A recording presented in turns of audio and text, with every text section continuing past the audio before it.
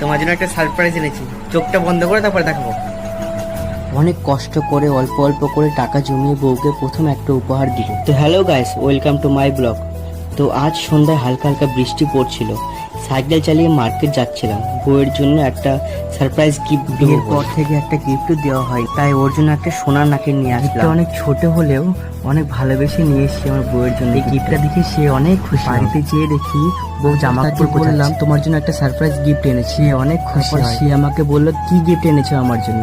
আমি কিছু বললাম না, আমি বললাম তুমি চোখ বন্ধ করো, তারপর আমি তোমাকে দেখাবো কি গিফট এনেছি। তোমার অনেক এক্সাইটেড ছিল এবং আমি তাকে চোখ বন্ধ করে থাকতে বললাম। তারপর আমি ওকে চোখ খুলতে বললাম। সে চোখ খুলে দেখে তার জন্য একটা সোনার নাকের উপহার এনেছি। তার জন্য আমাকে অনেক দিন আগে বলেছিল তার নাকি রিং নাকের অনেক সুন্দর।